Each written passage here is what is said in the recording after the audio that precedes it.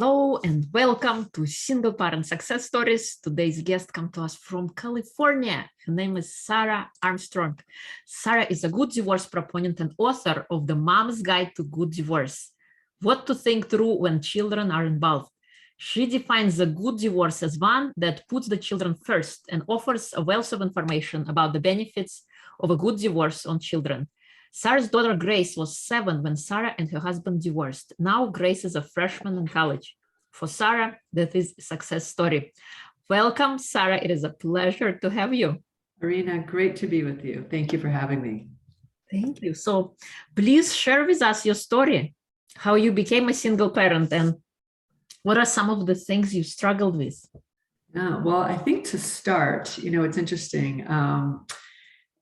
First of all, I never decided to write a book, and obviously going through this process led me to that. But I like to start when I have these discussions to just clarify something. So just for the record, I'm actually not an advocate for divorce. In an ideal world, couples that get married would happily stay married for the long term. That's always the goal. Unfortunately, that isn't always the case. And I always thought that would be the case for me, that I'd have a long marriage. And divorce these days is more common than ever. So there's 3 things that I reflected on as I was going through my divorce. First of all, no one gets married to get divorced, right? And the second is no one gets divorced for positive reasons. But children who do not get to make the decision of whether their parents divorce are the ones that are most significantly impacted by that decision. So when my situation presented itself, where my ex-husband and I decided that we were going to get a divorce, I really wanted to approach it in a very specific way because of our daughter Grace. And it was a conscious process we went through to figure out how we could keep her front and center in all the discussions and decisions we were making about our divorce. Yeah. And I think the interesting thing is, over the years since my divorce, I've had a number of friends that have come to me and asked me to help them, with the approach and the process that we went through. And I joke that, the girl who never ever thought she would get a divorce has become a poster child for a good divorce. And so after helping all my girlfriends through their challenging times in life, they really encouraged me to write down this guidance and that I was providing them. And so it was funny, Irina, I was and first of all, I don't consider myself a writer. I mean, I do business writing, bullet points, those things, but I never had a goal of writing books. So I was actually at a business dinner in Mexico City, and I was sitting next to a good friend and colleague of mine, and he looked at me and he said, "Sarah, you're so happy." And I said, "Well, yeah, I'm really happy." And he said, "But you're divorced." I said, well, Salman, getting a divorce is not a death sentence. Right. My ex-husband and I decided to no longer be married to each other. And I explained to him that a number of my friends had been encouraging me to write a book to help other women and other moms. And he said, "You really should do that." So the next day I got on my flight as I was flying out of Mexico City, and I opened up my laptop and I wrote the first line in my book that says, "This book was written by a girl who never ever thought she would get a divorce, who got a divorce, and what she learned along the way." And so that kind of led me on this journey of, sharing perspective on this whole concept of divorce, because I actually don't think there's enough conversation, Irina, in the world about how to have a good divorce. You hear about the bitter divorces, you hear about all the ugliness, but I think ultimately I'd love to help shift societal perception that a good divorce is an attainable outcome. I love it. And I'm reading your book. Are you? And it is a great book. I highly recommend to my listeners. Mom's Guide to a Good Divorce. If you're thinking about divorce or if you're going through it, it's a great aid to have alongside of you so you don't feel alone. Yeah, that's the goal, right? It's because it can be a very lonely process, very lonely process. And I was actually given a lot of books, Irina, during my divorce. And I'd open them and I'd close them because they're so dense and thick. And I thought, I can't take all this in right now. So, but it's interesting because the concept of a good divorce was actually introduced to me by my daughter. And we were at a CVS. We got divorced when she was 8. So Grace was, she was 7. But at age 8, we were at a CVS standing in line. And there was a People magazine cover, on the newsstand right by the checkout. And there was a celebrity couple that was getting divorced. And she looked at me, she goes, "Mommy, is that a good divorce or a bad divorce?" And I said, "Grace, I don't know. What's the difference between a good divorce and a bad divorce?" She goes, "Well, a good divorce is when the mommy and daddy are nice to each other like you and daddy. A bad divorce is when the mommy and daddy scream and yell at each other." And so, I mean, I walked out of that CVS that day and I thought, whatever we were doing, we were only a year into it, in fairness, but thought whatever we were doing, you know, Grace could actually call it and categorize it as a good divorce. So I thought, well, there's something we're doing well in this process and we should continue doing it. And so, you know, and I think a good divorce means that a couple puts aside their personal feelings for one another and focuses on what's best for their children. And that's really just the fundamental principle of what a good divorce is. Yeah, totally. Keeping the goal in mind, the focus. Absolutely. Absolutely. I'm gonna kick your butt. No, exactly. I mean, there's a lot of emotion, right? There's so much emotion in divorce. But when it comes to your children and what's best for them, you know, it's interesting as parents, when we bring our children into the world, we make a commitment to them, you know, that we're going to raise them in the healthiest and happiest, you know, environment possible. You know, I joke that we cover the plugs and we put bike helmets on them and we feed them organic milk. We do all these things that we think are going to make them super healthy. But then when you go through divorce, you put them potentially in a very toxic environment. And the longer they stay in the toxic environment, the more impact it has on them, you know, and on their views of relationships, on their views of marriage, on their overall, you know, happiness in terms of how they feel about themselves. So I just think we as parents, you know, when we decide to go through this life change for whatever reason it is, and there's obviously reasons to do it, but we really have to think about the impact that that's having on our children. Totally. And in the book, you mentioned, you know, mitigating the gaps. Do you want to speak to that effect a little bit? Yes. So yeah, minimizing the gaps. So here's an interesting revelation, I guess, or reflection I had during our process. One of the things that happens in divorce is generally someone's moving out of the house or you're moving to different houses, or there's an environmental change that's happening for your children.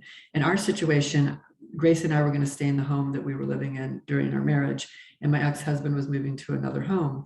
But our house had a lot of family pictures, and we had this long wall of black and white family photos from both of our sides of the family that were all interspersed together. And I decided, well, I needed to give my ex-husband his family photos. So I took the time to figure out what other photos I'd want to put up on the wall, and I got the frames. And so one day, I sent Grace down the street for a play date, because at age 7, that's what you do. And so I sent her down the street and I took the pictures of my ex-husband and his family and put them in a box. And then I put all these other photos up. And then Grace came home a couple hours later, and I was in the kitchen, and I hear Grace from the hallway. She goes, "Hey, Mom." And I go, "What's that, Grace?" She goes, "The wall has changed." And I stopped in my tracks and I said, "Well, what's changed?" She said, "There are more pictures of me up there. It looks great." And she ran upstairs to her room. And I just took this deep breath and I thought, okay. And now here's the thing, Irina. If I had not taken the time to put other photos up there, and all I'd done is taken the photos down of my ex-husband's family and his photos, put them in a box and given to him, and left those little hangers, you know, interspersed on that wall. Mm-hmm. I can almost predict that years later, Grace would be having a conversation with a friend or a therapist or whoever it is to say, you know, my parents got a divorce. My mom took all the pictures of my dad and his family off the wall. She left those little hangers. Right. I mean, I said it's that, but it's so these little details, they notice. I guess the point is they notice everything. So when you are having to change their environment, what can you do when you are staying in the same home to maybe minimize those gaps and have it feel like things are being pulled apart? Because their world is already changing so much, but when the physical environment also is being pulled apart, it can feel it's just more accentuated in terms of all the change that's happening in their lives. But I thought the fact that she noticed that wall it blew me away. The goal is in the details. Yeah, it is. Sometimes we skim things over. We don't notice. We're just rushing. We have bills to pay. We've got to run. Absolutely. Yeah, we're rushing along and we're wanting to get through it, right? We are wanting to get through it as quickly as possible, which again, I completely appreciate. That's our collective goal when it's something as intense as a divorce process. But we have to realize that our children are literally watching everything we do, everything we say, the environment they're in, they're highly attuned at that stage because they know things are changing and they're trying to figure out what's going to be stable in my life, given all this change that's going on around me. Yeah, so true. Another point that you mentioned is preparing for being a professional traveler. Yes, yeah, actually one of my favorite, well, I shouldn't say favorite because it was a hard moment for me, but one of the most poignant moments during the early stages of our discussions of divorce is we actually took Grace to a child specialist that specialized in divorce to help her think through things. But before the specialist met with Grace, he met with my ex-husband and myself, and he sat us down, and his first question to us, he looked at me and said, "Sarah, do you travel?" I said, "Actually, I travel internationally for my job quite often." And he nodded, and then he looked at my ex-husband and he said, "Do you travel?" And my ex-husband said, "Yes, I travel domestically." He said, "Well, Grace is about to become a professional traveler for the next 11 years of her life. She's going to travel every week back and forth between your two homes." And I burst into tears because that wasn't what I wanted for her life. That wasn't what, I imagined for her life. And he said, "She's going to have to pack a bag." And I thought, oh. So coming out of that discussion, my ex-husband and I talked, I just said, "Look, we need to minimize everything around that dynamic of her feeling like she's traveling every week." So, and some of this has some socioeconomic considerations, but I said, let's get the basics of both homes. So she doesn't have to worry, about the pair of jeans or the shorts or the t-shirts. Like, let's get as many of the basics. We're just going to buy two and just put them in both homes so that when she walks out the door, she's leaving with her backpack for school, but she's not also carrying another bag. Like, as much as we could do. Now that's sometimes, and when you have sports and musical instruments and, Grace was a golfer, so she had this big golf bag and we were only getting her one of those. So there's things that had to travel back and forth, but whatever we could do to minimize kind of the basics going back and forth, we felt would help minimize that feeling of being a professional traveler. Mm-hmm. So I can reflect back. Grace actually is now 19. So we've been divorced 12 years. So I can look back on the period of time. And I can say that I think made it a big difference for her to not have to feel like she was packing that bag every day. But I can also say a reflection she shared with me as she was heading off to college. She was getting ready and she was figuring out what she wanted to take to school. And she goes, "Mom, I'm calling this the Great Consolidation." And I said, "What do you mean?" She goes, "It'll be the first time in 12 years that all my stuff is in the same place." And I looked at her, I said, "You know what, Grace?" And she, by the way, in her entire childhood, she never once complained about going back and forth, never once, and so I said to her, "You know what, Grace, I'm so happy that you're going to be able to have all of your things in one place. You deserve that."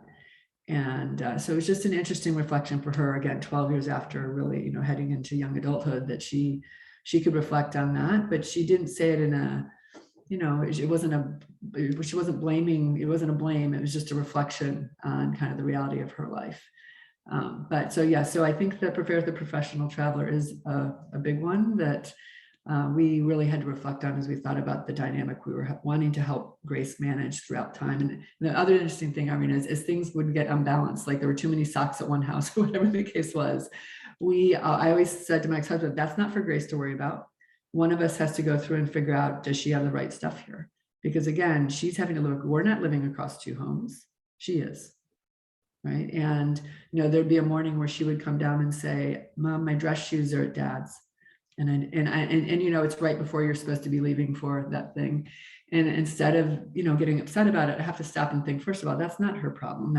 It's not her fault. She's living across two homes. So I take a deep breath and go, well, let's go to Dad's house. Let's go get those dress shoes.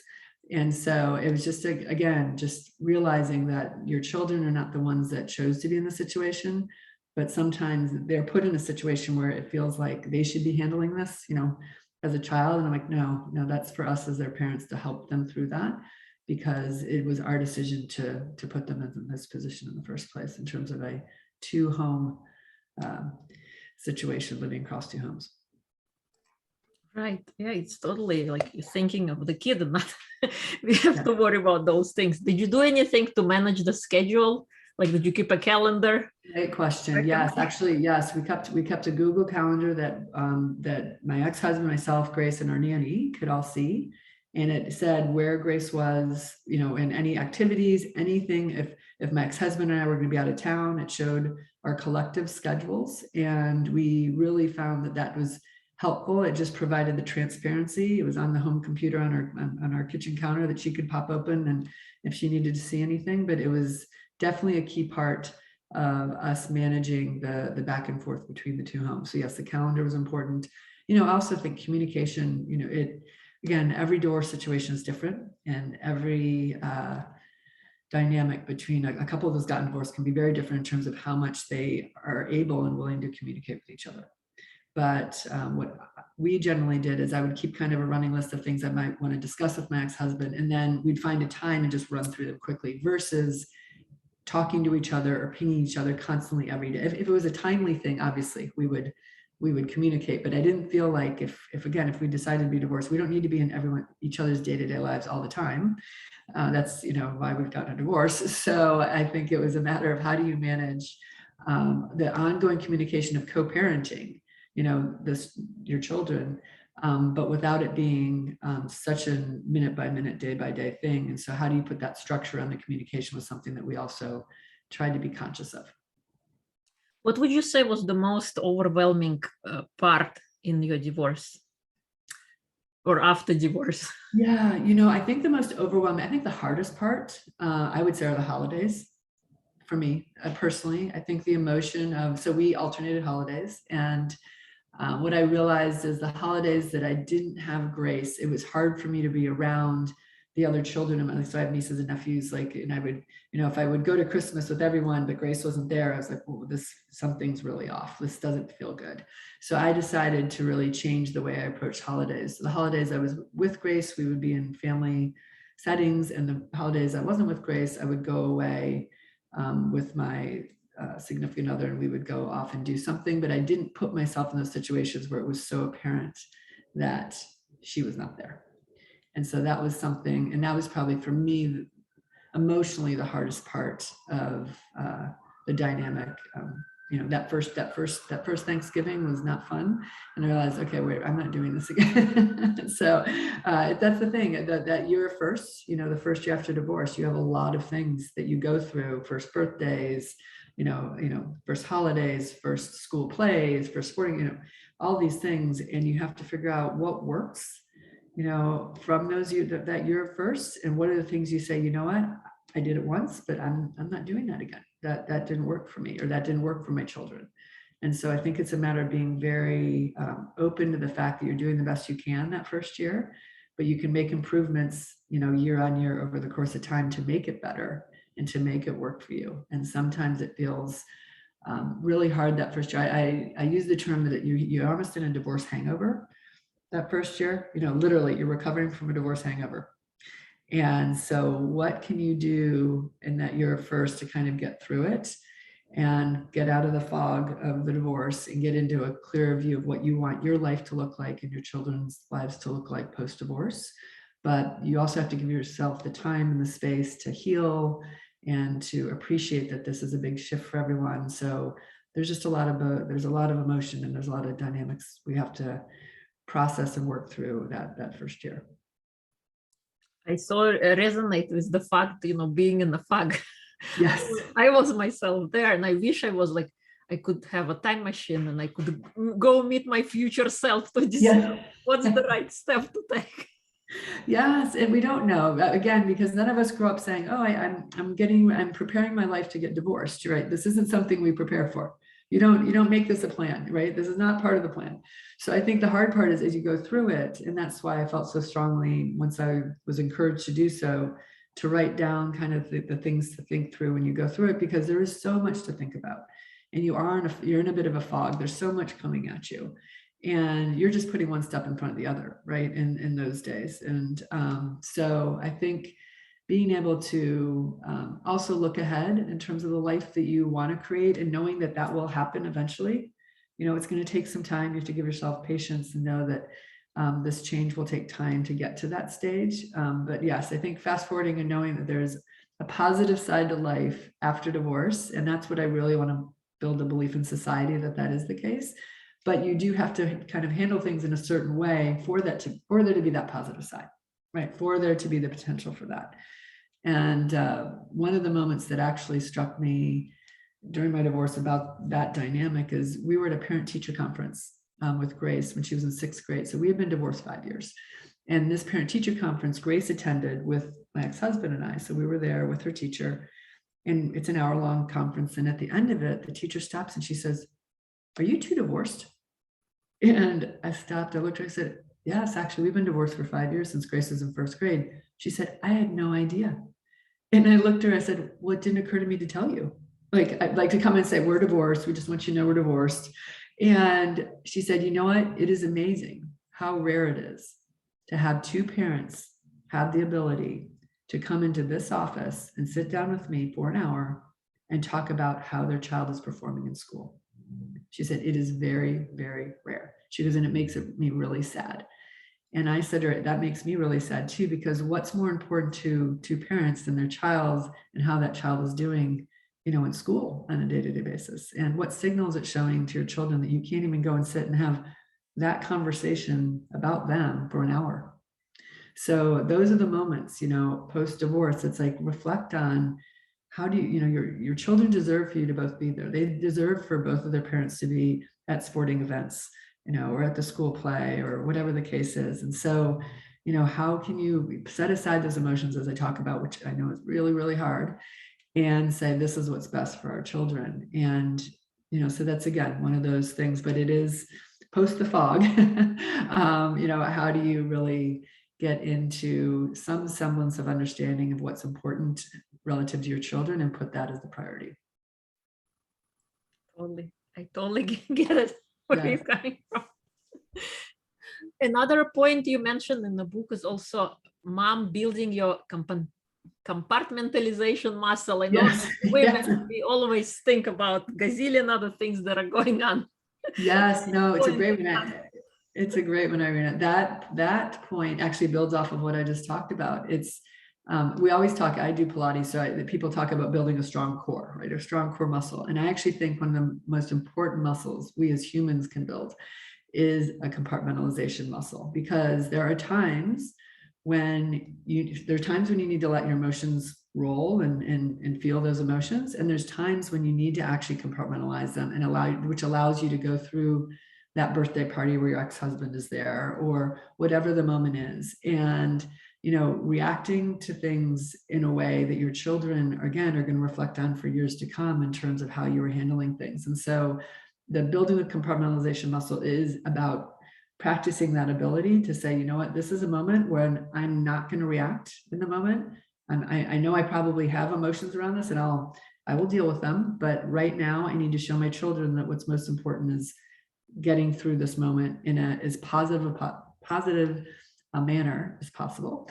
And that can be really hard. It does literally take building a muscle, because it's about a strengthened side that many of us may not have had the need for, or just didn't know that we needed it in these instances, if we're going to protect our children from all that they see or hear or experience, either leading up to, during, or post-divorce. It can be in any of those phases. And so I just feel very strongly that it's something we need to consciously think about and make sure that we reflect on how we're compartmentalizing, and when we need to, and then when we don't, that's fine. But I think it's an important concept to reflect on. Totally. How do you quiet the monkey brain? Exactly. And you know what? You can have lots of conversations with yourself, right, about what you're experiencing. It's just a matter of how many of those emotions you are actually showing, on an ongoing basis to your children. And then speaking mostly about your children, I mean, you can show those emotions to your friends, your family, whoever your support network is, they should see all those emotions. It's really about when your children are in your presence, what are they seeing? What are they experiencing? Because if you're a divorced mom and all you do is go look at the past and you lament the past, and it's like you're pulling everyone, yourself and your kids, back into that toxicity. versus looking forward and saying, let's look ahead. What are the new traditions we're going to create? What are the new things we're going to do as this new normal of a family? Like, so it is literally, but it's hard. And by the way, this is easier said than done. I realize that. And there are moments when you can quickly be triggered and it'll take you back really quickly. And it's just a matter of when those moments happen, where are your children? Are they in earshot or in eye view? And what are you showing them about looking forward versus looking back? I totally resonate with that. That's what I teach other women as well, to concentrate on the present, unless you have a time machine and you can go back and change the past. Right. That's a great way of putting it, Irina. It's a great Every time we think about it, we bring it all back into the present moment, because for our brain, it doesn't matter if something happened in the past, it's happening now or in the future. The same parts of our brain light up whenever we're feeling and experiencing those thoughts and emotions. Absolutely. Absolutely. And I think it's a great point. Just being both living in the present for now is sometimes the best thing you can do. And then being present for your children, because there can also be, there's a lot of distraction going on, during a divorce. And there can be moments where, even though your children are so important to you, you have so many things going on, you're kind of forgetting, gosh, they're actually the most important thing right now. And I need to make sure they're getting what they need from me. And you can be pulled in so many different directions that even the being present part can be really hard. Yeah. What do you think is the most important trait to instill in a child? Oh gosh, I think an understanding that you and your ex-spouse love them unconditionally, regardless of if you're living under the same roof or not, and that they know that they're your priority. And so it's really just kind of the belief and the understanding of how special they are to you, because that belief and understanding then can build over the years as you continue to show them, even again in a divorce situation, that you're both there, and you're both there for them. And there are instances, Irina, where one of the parents is not present. And I just want to acknowledge that, where there's a situation where they're not there. Then it's up to the parent that is there to be like, I'm here, I'm your anchor, and I'm your rock. And but I think that it is a matter of just them understanding that that is so foundational, and it allows them to have the confidence to kind of move forward in life and not be, again, looking back and replaying everything. So it's about looking forward. Totally. What makes you happy? Oh, that's a great question. I think actually a lot of things make me happy. I'm a pretty optimistic person by nature, but I'd say some of the special moments. So the special moments I have with Grace in life, the travel we've done together. I have wanderlust and I love to travel. So, and I think spending time with people that are special to me, and just spending that quality time. But I'm also someone that loves just those small moments in life of just going for a long walk and just reflecting. So I have a lot of happy moments, and I'm really fortunate that way. But I think it's because for me, it is about those little moments in life that really kind of build up into just a really happy existence. So, now that it's interesting, now that Grace is off to school, she's off to college. And so it's a different stage of life than being that single working mom, the juggling act of that. And so I'm kind of heading into a new phase of life now, but I'm realizing, the things that I miss from that phase, but also creating this next phase in terms of what makes me happy. So I'm in kind of one of those transition phases in life, but I'm enjoying it. I'm enjoying it. Good. I also love to travel. Yes. Best gift. I think it's the best gift we can give ourselves and our children. True. You get to learn about the culture and see the world. And absolutely. It's the gift that keeps on giving for a lifetime. Yeah. What kind of advice can you give to present single parents who are just stepping on the journey of becoming a single parent? Yes, no, it's a great question. I think that be patient with yourself in terms of what this takes, because it is a new way of living when you're trying to balance all the things that come with being a single parent, and so whether it's how you're approaching your career as well as your children and how all those things now work together, it's going to be different. you know, and so I always said, you know, each year post-divorce, as you go into that single parent approach, you're going to figure out the things again that work well for you, and then reflect on them and go, okay, that works in this new operating model of life. And there's things that don't. There's things that don't, and you say, okay, you know, I used to travel, speaking of travel, I used to take, you know, 2-week work trips. Like I go away for 2 weeks internationally because it was easier than, you know, going and, you know, so, but that wasn't something I could do once I had Grace and I was a single working parent. That wasn't, you know, gonna work. And so I think that adjusting, you know, what your expectations are of what you can do, but not to where it's not, things aren't possible. You just have to make tweaks, you know, to maybe what you were doing before. So I think that would be one of the important points in terms of thinking about what your day-to-day operating model looks like. Totally. Yeah. It all goes back to you mentioning, you know, minimizing the gaps. Yes. And keeping the changes to a minimum, trying Yes. to create the same environment they were accustomed to. Yes. And as much as possible. As Not much as everything, possible. but as Right. much as is in your ability to do so. Right. Yeah. Some things we can control, Irina, and some things we can't control. So the things we can control, we can reflect on what those things, you know, again, what those things look like in a single parenting situation. And those things you can't control, you have to reflect on, okay, I can't control that. And then think about, allow yourself a moment of reflection of then, am I going to allow that to get to me? Or is that where your compartmentalization muscle comes and you say, I just need to put that aside because I can't control it. You know, so it is what it is and let's move on, versus lamenting that thing that you can't control. Yeah, the only thing we can control is our thoughts. Absolutely. Inside. Inside, right. Our own thoughts, right. It's literally about the only, you're right. It's about the only thing we can control. It's a great point. Thank you. Thank you so much. If people would love to find find your book, where would they go? Yes, great question. Thank you. So I have a website. It's www.gooddivorce.guide. And that has all the information about my book. The book itself it's available on Amazon and Barnes & Noble. It is actually available in a paperback format, as well as Kindle, Nook, and iBook. And I actually went into the studio during the pandemic and did an Audible version. So it's also available on Audible because, you know, depending on the situation, you may not want this book sitting on your coffee table or on your bedside table, but you could listen to it on a long walk. And one thing I probably want to mention, Irina, if it's okay, is the book is broken into 3 phases: preparing for the change, during the change, and post the change.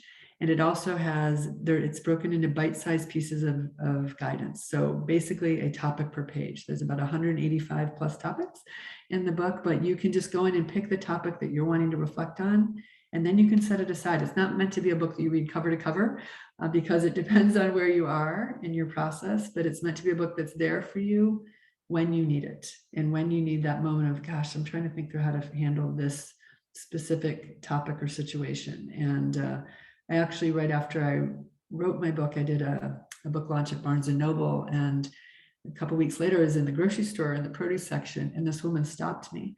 And she said, "Are you Sarah Armstrong, the author?" And I had to stop and I thought to myself, I go, actually, I am. And I, you know, because again, I don't fashion myself a writer, and the whole concept of being an author was a new concept. And she said, well, I was at your Barnes & Noble book signing, and I really want to thank you for writing this book. I'm going through a divorce, and I carry it around with me everywhere, and it's keeping me calm. And she said, so thank you for writing it. And so she walked away, and Irene and I stood in the produce section and looked at this woman that I did not know walk away from me. And I thought, that's why I wrote this book, to help a woman that I don't know to, you know, hopefully make it through what's a really challenging time in life. And if that's helping her to stay calm, then that's, you know, that's why the book is out there in the world. I love it. I think those are the precious moments when you get to see this transformation, or that you help somebody that you don't even know. Absolutely. Like, I didn't just write it in vain. There's people there who it's helping. And it's unbelievable. If you could summarize the book in 3 steps, like what are 3 most important pieces in the book, would you say? I know there are 185. 185. Well, well, it's interesting. Besides, it's funny, but within the 185, where would you start? Where would you start?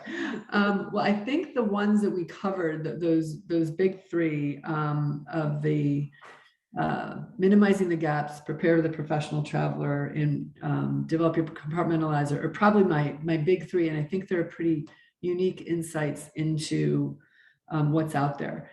I think there's a couple others that I could mention is just your mindset is essential, and being conscious as you're preparing for this divorce, then as you go through it, and then after your divorce, how important your mindset is. It goes exactly to the point you made about the only thing we can control are our thoughts, right? Our mindset is within our control, and it can be very emotionally charged, right? But it is so important for us to keep that mindset, in view in terms of how we're approaching things, because it sets the tone for everything. The other thing that I would say is a really important concept or thing to take away is the importance of a co-parenting plan. And we didn't really speak about that. So that's writing down all the decisions that you and your ex-spouse are going to make about your children's lives from the time you get divorced to the time they're young adults, 18 plus. And the reason that's so important is that allows you to jointly decide what you think is best for them. And then it's documented as part of your legal documentation. And you can go back to it if there's ever any debates. And so it is a really important, it can feel tactical in terms of a piece of guidance, but it is so foundational for putting you both on the same page of what you think is important to the management of your children's lives, quite honestly, for the time that you need to when it's across these two households. So I think that's a really important one. And then I think probably another one that's just a reflection is the importance of self-care for you as a parent going through this, because if we aren't healthy, whether it's mentally, emotionally, physically, it is very hard for us to parent our children in a healthy and happy environment.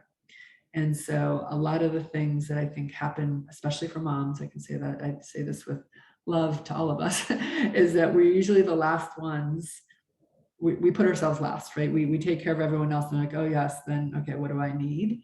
And I think during this time, we really need to figure out what are those things that allow you to feel like you're taking care of yourself. And whether it's a long walk, whether it's getting a massage, whether it's going to therapy, whether it's going to a dinner with a friend, like whatever, taking a trip, like whatever it is that is for you, we shouldn't feel guilty for taking the time to do those things, because it literally fills our energy and our ability to take on that next day as a single parent. And so, creating the space in our days and weeks to have those moments and not feel guilty about it, I think is part of it. And so really prioritizing self-care would probably be one of the third things I'd highlight. I totally get you without the self-care. Oftentimes, and I was growing up in a society where once you have kids, you have to forget about yourself and you have to take care of your children. So that was one of the things I kind of introduced in my post-recovery, that, self-care is not selfish, it's actually selfless. It's good for you. It is. It's about being healthy. Yeah. Were there any new habits that you introduced during your post-divorce journey that you didn't have before?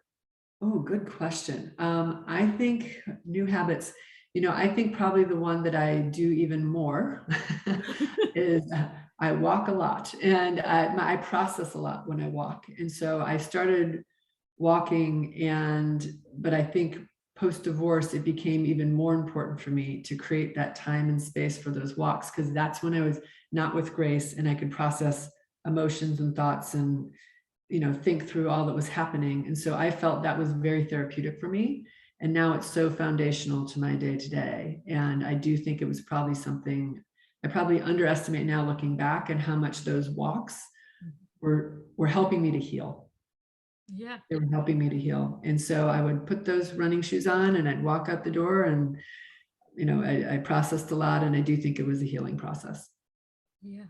It actually was for me as well. Was walking. Yes. I never done it before, but after divorce, this was actually my first step of my recovery, just taking a simple walk, because you're not only exercising your body, but you're also clearing your head. You set the Absolutely. intention for the day, and you feel so much better. You become a better human, and not as Yes. reactive. You're more responsive as opposed to being reactive to things in your life. Absolutely. I truly believe it's therapeutic. I think walks are therapeutic. And again, it's just about carving that space out and saying, I'm going for a walk. And then, you know, I know again, with young kids, and again, moms have a lot of things and things are pulling at our time, but we need to create that space for ourselves. We absolutely do. It's so foundational and fundamental to our overall mental, physical, and emotional health.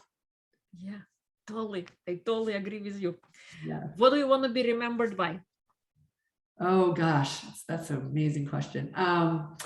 You know, I want to be remembered for helping people think through this really challenging time in life. But I also have a goal of helping individuals thinking through how they kind of manage their overall lives. I look forward to down the road doing some executive coaching and things like that, because I think that's why I'm here, is to help people think through things, whether it's through going through divorce. I'm actually in the process of writing my second book called The Working Mom's Guide to the Juggling Act, which is about how working moms are juggling a lot of things. And then I think it's just about helping people to think through life would be probably the long-winded way of saying the shorthand, which I do think that's what I'm here to do. I love it. And congratulations on your second book. Well, it's still in progress, but it'll be out in the world at some point, and I'm looking forward to it because I see that as something I've lived through, and I see the day-to-day of so many women out there trying to, you know, achieve all that we want to achieve personally and professionally, and it is a juggling act. And so I'm looking forward to sharing some reflections from that journey as well. Thank you. I think it's incredible. Thank you so much for coming on, sharing your wisdom. I love your book. I think it's a great component to divorce, to get a good divorce as opposed to a mediocre one or a bad one. Thank you, Irene. It's so great to be with you. And thank you for having me on your show. Thank you.